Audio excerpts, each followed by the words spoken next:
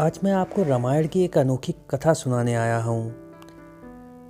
कहते हैं कि राजा दशरथ एक बार भ्रमण करते हुए वन की ओर निकले। वहाँ उनका सामना बाली से हो गया। राजा दशरथ की किसी बात पर नाराज हो बाली ने उन्हें युद्ध के लिए चुनौती दे दी। राजा दशरथ की तीनों रानियों में से कैकई अस्त्र शस्त्र एवं रथ चलाने में पारंगत थी। अतः अक्सर ही राजा दशरथ जब भी कहीं भ्रमण के लिए जाते तो कैकई को भी अपने साथ ले जाते थे। इसलिए कई बार वह युद्ध में राजा दशरथ के साथ होती थीं। जब बाली एवं राजा दशरथ के बीच भयंकर युद्ध चल रहा था तो उस समय संयोगवश रानी कैकई भी उनके साथ थीं। युद्ध में बाली जो था वो राजा दशरथ पर भारी पड़ने लगा। वह इसलिए क्योंकि बाली को वरदान प्राप्त था कि उसकी दृष्टि यदि किसी भी व्यक्ति पर पड़ जाएगी तो उसकी शक्ति आधी बाली को प्राप्त हो जाएगी। अतः यह तो निश्चित ही था कि उन दोनों के युद्ध में राजा दशरथ की हार होगी। राजा दशरथ के युद्ध में हारने पर बाली ने उनके सामने एक शर्त रखी कि या वे अपनी पत्नी कैकई को यहाँ छोड़ जाएं या रघुकुल की शान अपना मुकुट यहाँ पर छोड़कर चले जाएं।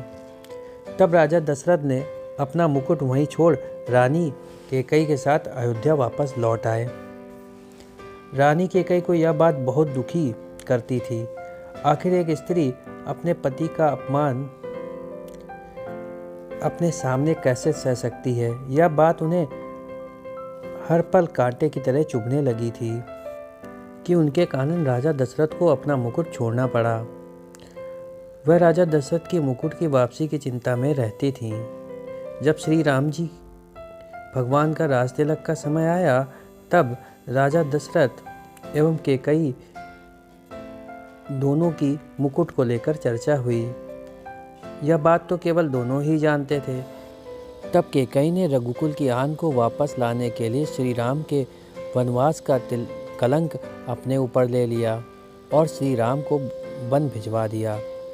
उन्होंने श्री राम से कहा कि बाली से मुकुट वापस लेकर ही आना। श्री राम ने जब बाली को मारकर गिरा दिया उसके बाद बाली के साथ संवाद होने लगा। प्रभु ने अपना परिचय देकर बाली से अपने कुल की शान मुकुट के बारे में पूछा था। तब बाली ने बताया कि रावण को मैंने बंदी बनाया था। जब वह भागा तो छल से वह मुकुट लेकर भी भाग गया। मेरे प्रभु मेरे पुत्र को अपनी शरण में ले लें और वह अपने प्राणों की बाजी लगाकर आपका मुकुट वापस लाएगा। जब अंगद श्री राम जी के दूत बनकर रावण की सभा में गए तो उन्होंने सभा में अपने पैर को जमा दिया और उपस्थित वीरों को अपना पैर हिलाकर दिखाने की चुनौती दी।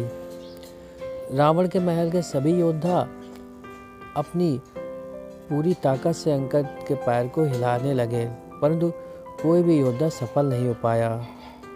जब रावण सभा के सारे योद्धा अंगद के पैर को नहीं हिला पाए तो स्वयं रावण अंगद के पास पहुंचा और उसके पैर को हिलाने लगा। जैसे ही वह झुका उसके सर का वह मुकुट गिर गया।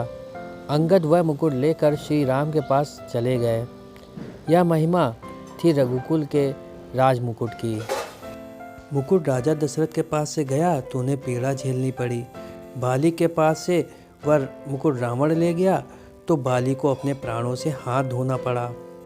इसके बाद जब अंगद रावण से वह मुकुट ले आया तो रावण को भी अपने प्राण गंवाने पड़े तथा कैकई के कारण ही रघुकुल की लाज बच सकी। यदि कैकई श्री राम को वनवास नहीं भेजती तो रघुकुल का सम्मान वापस नहीं लौट पाता। कैकई के कुल सम्मान के लिए कलंक और अपयश उनके ऊपर लगा, लेकिन श्री राम अपनी माताओं में सबसे ज़्यादा कैकई को इसी कारण से प्रेम करते थे। यह लघु कथा अत्यंत प्रचलित पौराणिक कथा है जो अक्सर हम लोग दादी और नानी के मुख से सुना करते थे और उत्तर भारत में एवं दक्षिण भारत में काफ़ी हद तक प्रचलित है।